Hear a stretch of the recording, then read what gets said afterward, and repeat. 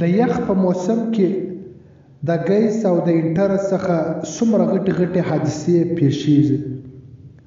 د دغه ګیس او د انټر د حادثات څخه باید موږ او تاسې ځان بچاو کو. د دې د بچاوېدو نسخه څه ده؟ هغه نبي علیه الصلاة والسلام موږ او تاسو ته راښوولې ده.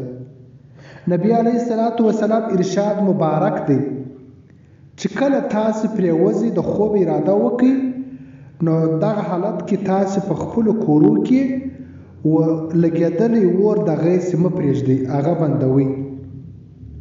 یقینا د یخ په موسم کې پر اخباراتو باندې، پر ټي وي باندې او پر فیسبوک باندې موږ او تاسې دغه خبرونه اورو چې نن په پلانکي کور کې 15 کسانان په د اور په هکله په شهادت ورسېدله، کله 3 کله 2 کله 1 چې پلانکي ځای کې د ګیس د امله پلانکی په شهادت رسېدلی دی. نو عزتمنو، که چیرې موږ او تاسې په دغه حدیث باندې عمل وکړو، نو پر دغه باندې به موږ او تاسو ته ثواب وملاویږي او پرک کوم به د داسې قسم سانحات څخه به بچاو سي.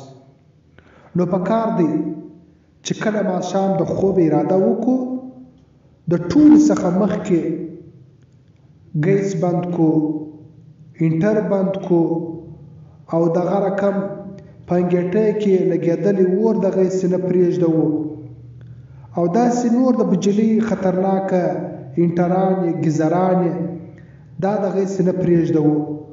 بیا به انشاءالله د داسې قسم حادثات څخه موږ او تاسې بچاو سو.